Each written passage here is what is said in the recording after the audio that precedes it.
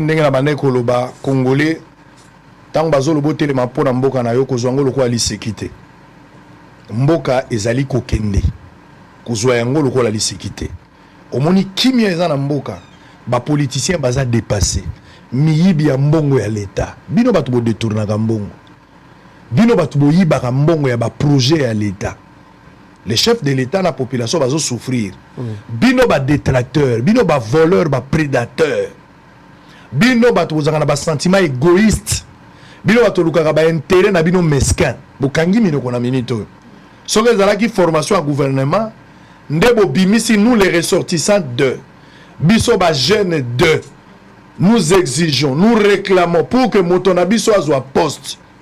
Mais tous vos leaders ont fermé leur bouche. Des hypocrites, des poules mouillées, incapables même ya koloba eloko. Si c'était pour le partage à gâteau, Ndero bozo casser biso matoy avec des émissions, na ba réaction na ba réseaux sociaux parce que mon kondinabino il faut avoir pouvoir. Mon kondinabino il faut avoir responsabilité. Mon kondinabino il faut avoir ministère. Bande des hypocrites. On a besoin de vous maintenant de mobiliser vos bases, les envoyer dans la carte armée. De prendre position contre le Rwanda, de vous voir aussi dans la rue. Vous êtes incapable de le faire. Des poules mouillées. Vous êtes incapable. Vous avez détourné de l'argent ici. Ouais, quoi que vous avez utile pour la soda. Et quoi que vous avez utile pour la Makambouébélé. Le chef de l'État a compté dans la vision. A réveillé Batou. Mais malheureusement, avec lui, il a des hypocrites. Des personnes dépassées par les événements en panne d'imagination. C'est le moment. C'est la période sombre où est le cas. Makambo zonga normal. Et puis bozongi bobani discuter sur biso, nous la population. Nani apesi yo mandat ko loba pona biso. Nayo kamunoko moko efungwami ya politicien awa. Oba no tchabiso makelele na poste. Tokosila na yo kakao. Vous devez fermer vos bouches. Batunyo so bazotela mokonzi ya mboka. Batunyo so pona kozonga la position contre le Rwanda. Vous êtes incapable de parler.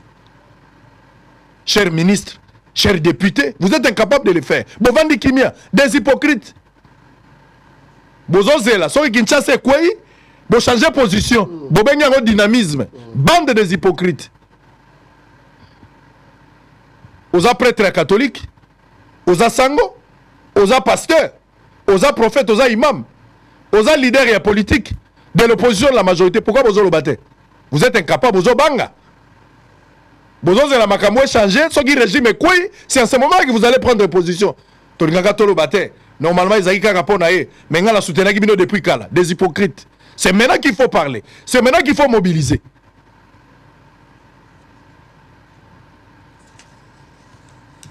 Surveillez Brazzaville. Bon, surveillez Congo-Brazzaville. Quand je dis surveiller Brazza, cela ne veut pas dire que Brazza a encore la bissoire. Ce n'est pas ce que je dis. Mais un suspect du fait que Brazza a pesa Rwanda mabele pour ça la bilanga. Bota la place Rwanda des Ali, mais Rwanda longwakuna ko sala bilanga a na Brazzaville. Intention zanine. Est-ce que Zaka bilanga où il y a quelque chose obligé maîtriser? Il faut surveiller ça. Avant ennemi a comme na kati ya mboka, ba émissaire bazalaka.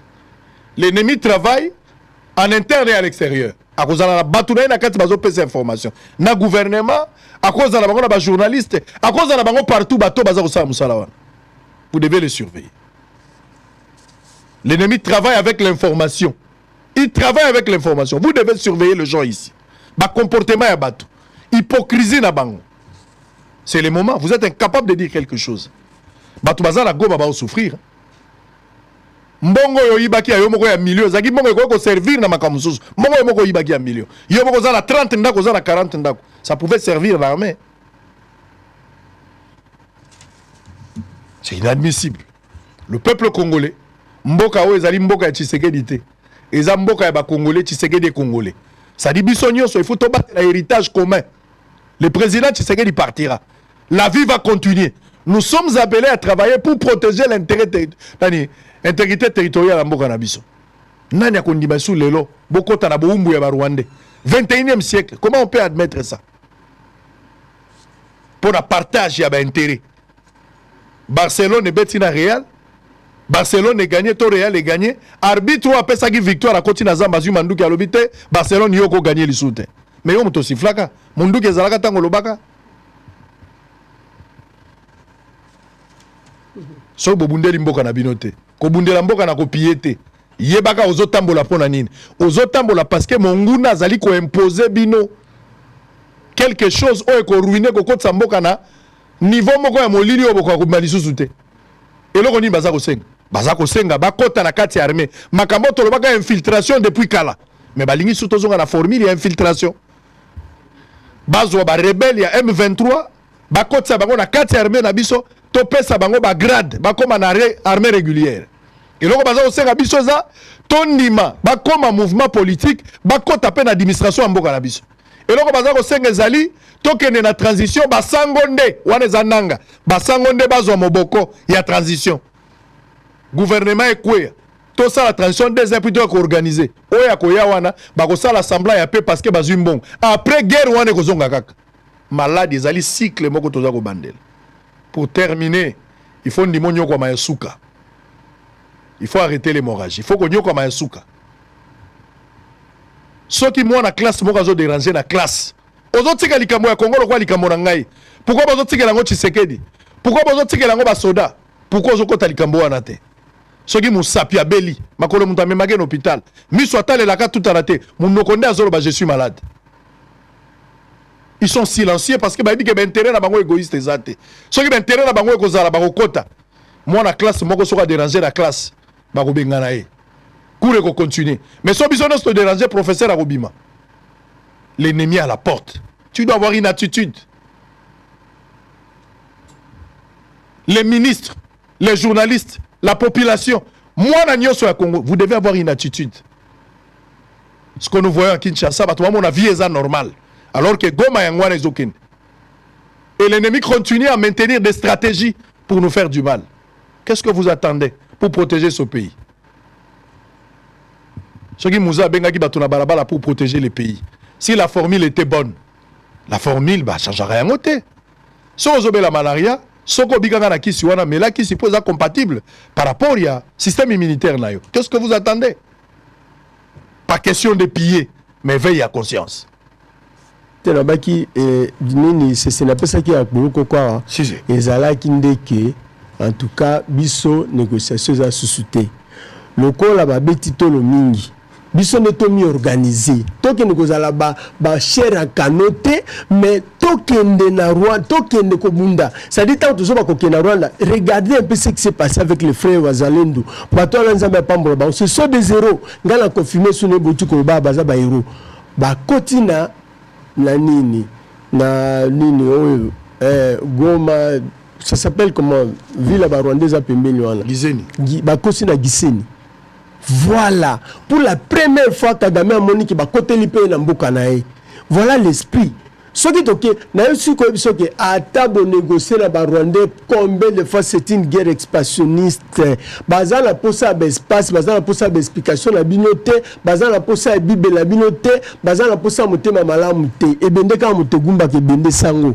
Lokwa ba ngomba un esprit ya bitumba. Poto longa Rwanda et kozaka na nzela ya bitumba. Boko sala nyoso ça va pas marcher. C'est vrai que bitumba ngoza la ndenge na ndenge. Omoni une armée régulière. Nde babundaka ba fantasy bazana msala bango ba force terrestre, force aérienne bazana msala bango, force navale bazana msala bango. Omoni na société na biso ndenge tozali bo, omoni bundeli na biso lokola ba activiste ndenge na biso ko sala yango. Biso tozo sala oyo. Biso tozo organiser ba manifestation à travers le monde. Bato bandimi ke mko biso to ko sala marche na Congo pour la makambo yo, bango ba ko sala ba action na bamboka na bango. Ce sont des frères à nous. Wala ndenge na biso ko bundela mais bitumbo ya munene na est to ko silisango bobele na bitumba puisque atayo moko sango na lobaka moko mususu na Top Congo oyebi ke kasi secrétaire général moko ya ONU akufaka Congo ekutaka Congo trop cher et c'est bien boyebi ke ba casque bleu ba bomaki bato na Goma personne n'en parle. Quelques militaires bakufaki na ba manifestation wana bazwa ba photo na bango ba kombo na bango isiona mokili mobimba boya biso batu ba casque bleu ba boma bango toye bakata komona bango te lelo ezawapi. Donc cette façon de faire là, cette irresponsabilité là, yango ndeza malamu te, faut que décourager yango. Est-ce que prise ya Goma eza menace ezo peser sur Kinshasa? Effectivement. Ndeka uti koloba ke tozali nzoto. Eteni moko ya nzoto soki ezoki, c'est-à-dire nzoto mombeko ti malade. Prise ya Goma, c'est une menace, c'est aussi une humiliation pour le peuple congolais mobimba. Lelo baronebi baronde na lolendo na bango. Lelo soki toki kokuta na basala ba conférence à travers le monde, je pense yo congolais ata sokoza munene ndenge nini. Moi eloko moko ya Rwanda bako akoki ko telemisa kol na liboso na yo. C'est une humiliation à peuple, c'est toute une nation qui est humiliée mon frère. On doit se prendre en charge. Donc n'attendons pas les discours du chef de l'État. Moi je ne passe pas trop. En fait, côté Moussou pèse dans la quoi tout ça qu'on exposé, c'est notre frère. Côté Moussou de Kaiko Batelaï. Allo Balokwa Mokonzike, il faut ça m'étonne beaucoup que le ministre de la Défense ne se prononce pas, tout ça. Qu'est-ce qui se passe? Il y a communiqué, le ministre de l'Information. Le silence radio. Le ministre de la Communication, il essaie un peu de parler. Il essaie un peu de barbicier. Il y a rien de sérieux. Mais le ministre, il y a défense, c'est silence radio jusqu'à présent. Et c'est aucun mot de sa part. Et c'est le sens. J'appelle bien le ministre de la Défense Bandiko. Na uti koloba ki babota maka soda bakomaka soda te. Babota munganga bakomaka munganga te soki okei na munganga obotama penya na semence ya baminganga te kusala eloko moko spécialité atoko ti bakela 6 millions ministre de la Défense bakoko zongisa bemba te parce que ce qui s'est passé là une réaction spontanée likambo comme yeso ki ministre de transport akeko lukabato voilà test munene yango ale kokina moto wana ki azala ministre de la Défense. Je pense au bien ce qui s'est passé avec entre le roi Salomon Nabasage chinois. Hein? Je pense que c'est un signe qui dit tout. Est-ce qu'il faut militariser le gouvernement aujourd'hui? Dans le format à l'heure actuelle. Bon, militariser. Parce que Goma ou Ezouami, les provinces qui ont état de siège qui n'ont pas. État de siège qui n'a minute on est toujours le baïsal. Bazui Goma, ba menacer province ou na mobimba alors qu'ils ont état de siège. Le reste de la province est en état de siège. Mais menace n'a pas pesé avec en même temps il faut parler de l'humiliation. Est-ce que pour le moment n'a pas poste clé, il faut donner ça aux militaires? Bon, je ne pense pas. Je ne pense pas trop que bazo basoda batia bango ba ministre de la santé bazo basoda batia bango quelque part, mais ce qu'il faut faire maintenant ezande ya kotala bien sango. Kotala bien qui est qui et qui fait quoi où. Je suis allé en 2023 na Goma. Je devais avoir une conférence là-bas sur makambo ndenge ba violer ba droit ba tukuna tout ça. Na la ligne hôtel Serena. Donc on a zamo la kuli na Kisangani. Na constaté que na kati hôtel Serena wana bato nyoso bazo sala kuno baza ba kondi, ce sont des Tutsi. Na posé question pas bato musunga ah donc ba Rwanda l'hôtel ah wana Goma. Oh non non non, baza bato à Kenya. Mais quand j'ai tenu la vie à traiter dans la barre sur ça, j'ai tout ça, et ça qui bat 4 bureaux à Monisco na Tongo. Moi, on m'a bloqué dans l'hôtel Serena.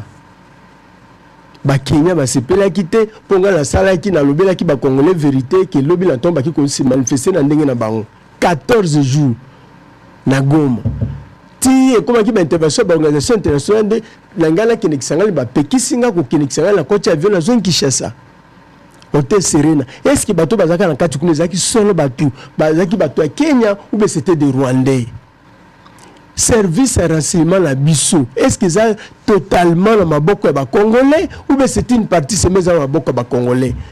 Je ne pense pas que l'armée qu'on touche partout, il y a une des solutions. Non, chef de l'État Azalandé n'écoute. Puisque toujours le Belaye qui a pris en otage. Maman Kamono Sobiso toujours salabou. Et ça comme la plus belle femme de don que c'est qu'il a.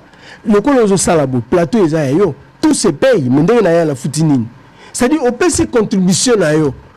Mais les frères là où la pouvoir mi-colonial sobanini na minute baza les pays menacer le pouvoir en Zokindi. Ce qui le lock Kinshasa régime est quoi bien ce bozala la suite. Vous êtes où? Bazon nga kolobate peut-être pour ba miebi baza banani. Beaucoup de traîtres. Ah, mais oui. Dans le cas, au sein de l'Union sacrée. Beaucoup de traîtres. Et puis, dans la classe politique, même dans des églises, il y a pas mal de traîtres. Des traîtres, partout. Moi, ça m'étonne beaucoup. Franchement, les signes ne trompent jamais. Comment on a dit revendication de Bossé Bananga, et ça qui va sango, basimba 2 ans de transition. C'est étonnant. On a dit que le président Alassaki, Nini, Modo de Mokapesaki, il y a gratuité et enseignement. Moi, ça m'a étonné que qu'on a gratuité et enseignement pour tout Congolais. Congolais, tout ça le malam. C'était Esaïe Lokobako ça pour les Congolais. Nyonso. C'était une mesure vraiment que tu es la bienvenue par tous. Moi, ça m'a étonné. Il y a un de ça qui va école de l'église catholique et comme ceux qui n'ont pas $1000 par mois. Ça étonne beaucoup. Qui aime le Congo, qui ne l'aime pas? Et mais pourquoi aujourd'hui on ne parle pas de pasteurs, on ne parle pas des autres, ceux qui imams, ceux qui on n'a parlé que de prêtres 2 mois. Chef de l'État, qui a créé, à élargir moi, ni spectre naïe, il y a bateau. Moi, tous les pasteurs et pas la biso, qui n'est pas juridiction. À ça, la juridiction, ils apprennent les activistes, juridiction, ils apprennent les journalistes. À ce moment, qui ne verbe, puisque biso, tous les monde ont pris en otage. Donc, à l'heure actuelle, pour terminer, nous n'avons confiance à personne. Que ce soit le Congo-Brazza, il ne faut pas faire confiance. Il faut République centrafricaine, il ne faut pas faire... Restez aux aguets. S'il vous plaît, restez aux aguets. Il faut compter sur son peuple. Son peuple. Compter sur sa jeunesse. Franchement, on doit faire quelque chose. Compter sur son peuple, compter sur sa jeunesse, et ça, quand la mécanicité. On doit voir quelles sont les stratégies. Comme l'activité, le frère vient de présenter une activité ici, on a parlé du peuple lobby. Si ça peut être une occasion, toko médiatiser, est-ce qu'il ne faudra pas aussi populariser la guerre comme Mouzé l'a fait? Parce que les mêmes Rwandais, le même Rwandais, et Moussa à l'époque, Rwanda Zalaki n'a pas porté à Kazangula. Rwandais c'est à Kotakiawa. Moussa Zalaki n'a choisi. Donc pour Moussa Zalaki, et Lengue Nyonso. J'ai perdu ces discours de Moussa là, Nazanango. Et Lengue Nyonso, Kamata, Nani, Kamata, Oeloko Nyonso Zanango, Ozalana Flèche, Oyebi Kokoï Kosale Loko Mopona Mboka, Moussa a demandé à tout le monde Basalayango. Et grâce à cet appel, la guerre a été populaire et permettre que toi arrêter l'hémorragie. Les mêmes Rwandais sont partis. Les mêmes Rwandais Bazongi Lelo. Est-ce qu'il faut recourir à la même formule pour avoir le même résultat? Bon, en fait, ngala molaka bango bato basaka makamna niveau à l'icolo ata ba médecin pe l'hôpital. Ce qui a montré que schéma et kinini on est au Simba. Je pense à quoi utiliser ango. On a quel parmi chemin. Ba formule les belé wala pesa modèle moka formule malam. Mais seulement cette fois-ci, tout ça avec beaucoup de cohérence. Puisque tant que salama qui mort dans les bimaki mais côté ni ne marché qui côté ni ne marché qui c'est ce qu'il faut faire. Il faut essayer de voir le côté faible et ce qui n'a pas marché pour la politique oui. Mais est-ce que vous ne perdez avec les discours de la dame des affaires étrangères qui vous dit il faut ceux qui bisotent balabala écolo? Non, ce n'est même pas son discours à elle. Tout le coupé ça est peut-être tout le bâté pour baïnina ba kuzwaï. C'est une réalité. C'est-à-dire ce qui a commis dans Souka, la 4e loi du cerveau. Pas si ce qui est l'équipe Moutouboueti, à niveau moko, somme ce qui est l'équipe somme ici là. Ndenge yé a lobby local expert. A ebike na liro tozo que est-ce que lobby modo des aki anani batobabi la sali tout. Alors ndenge tozo kende boyi. Ce qui est sous toki qui s'en a le kouyi. Ce toki qui non awa nini Bukavu kouyi ou bien awa la bolobo kouyi. Vous pensez vraiment que le président de la République n'a pas de bateau? Je ne pense pas trop. Parce que tout le monde se sent en sécurité. Qu'est-ce qu'il va faire? La violence est l'arme des faibles. Moni, ndenge to monani faible boyi. Souka na yango. Vouloir ou pas, tu comme violent bisognos. C'est ça la réalité, la triste réalité.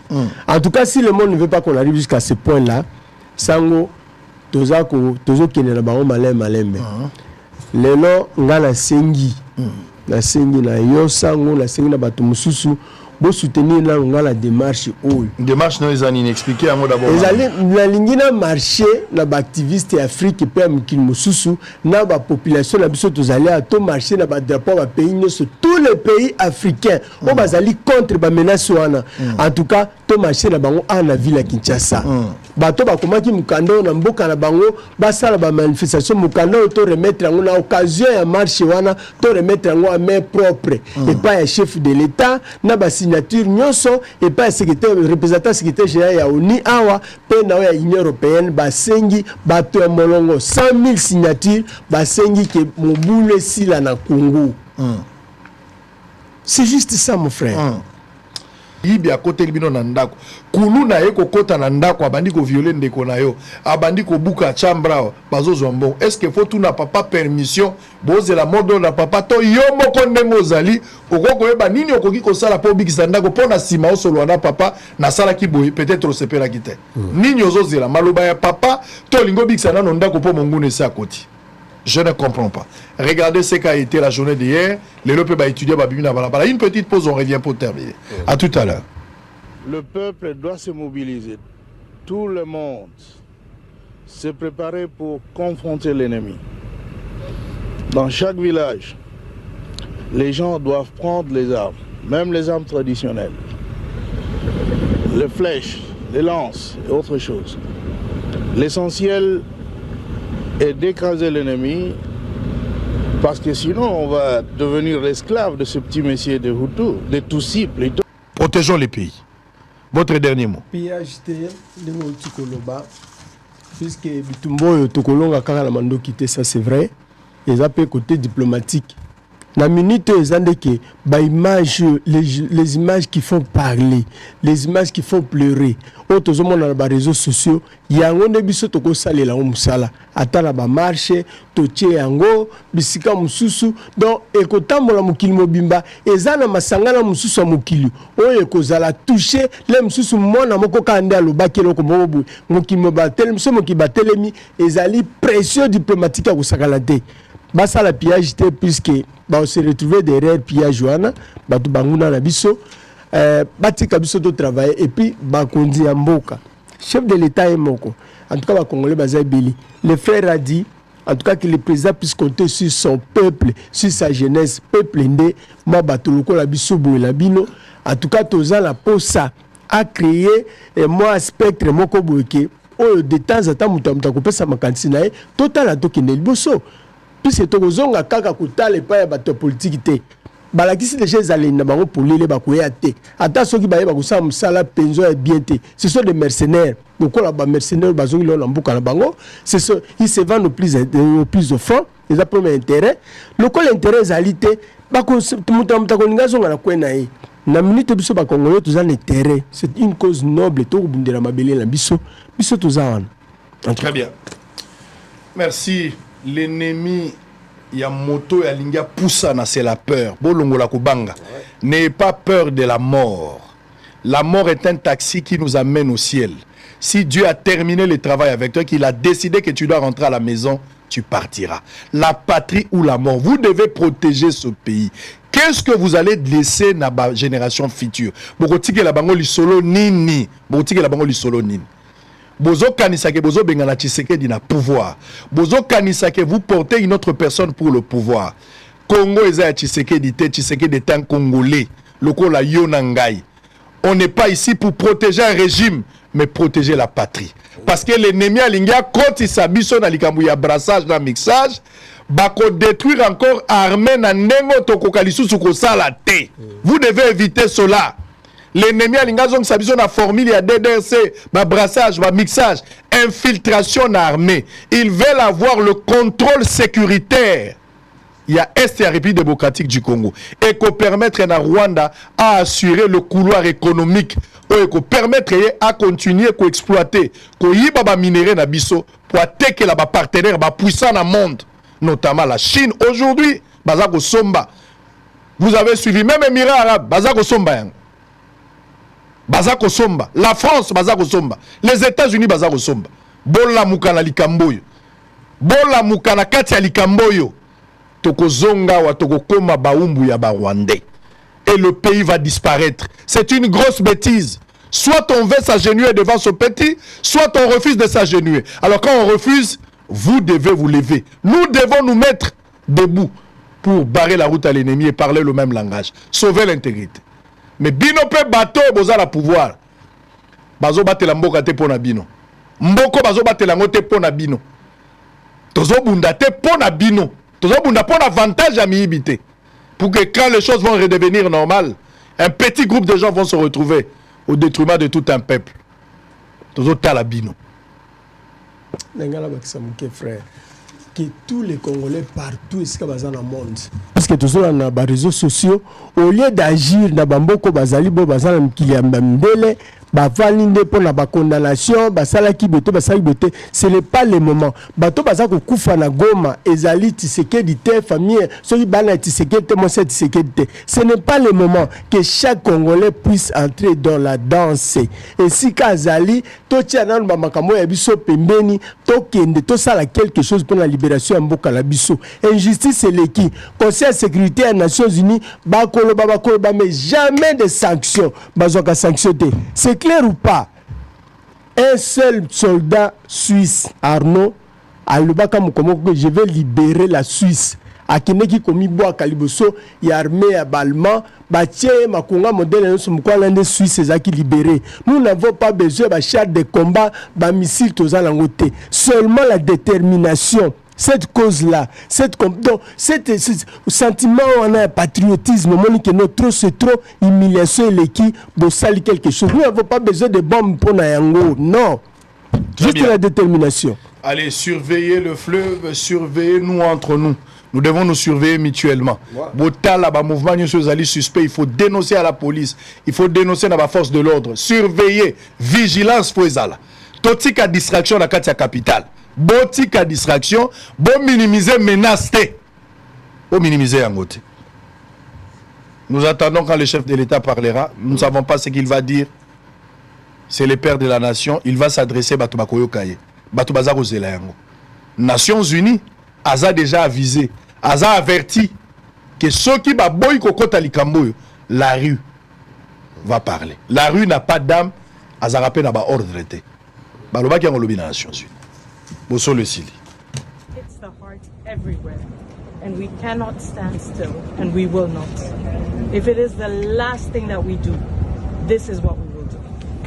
If this is the last thing we do, this is what we will do. This is our country, this is our fight. So I thank you so much. Thank you for your leadership. Thank you. And spread the word. Spread the word. This is not just about Congo. This is about humanity. You can't get away. You can't get away with killing people for 30 years just like that. You can't get away with killing peacekeepers just like that. So it is a scandal. People should be ashamed to walk in there after what their country is doing. People should be ashamed. And we will remind them of that. And the ones who stand by silently and do not do anything, we will remind them everywhere. At every single opportunity, we will remind them. They will not rest, they will not sleep. Because we are not resting, we are not sleeping, our people are dying. They will not rest, they will not sleep. Because our people are dying. So what do we want?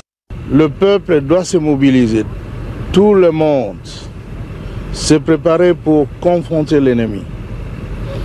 Dans chaque village, les gens doivent prendre les armes, même les armes traditionnelles, les flèches, les lances et autres choses. L'essentiel est d'écraser l'ennemi, parce que sinon on va devenir l'esclave de ce petit messier de Hutu, de Tutsi plutôt. C'est donc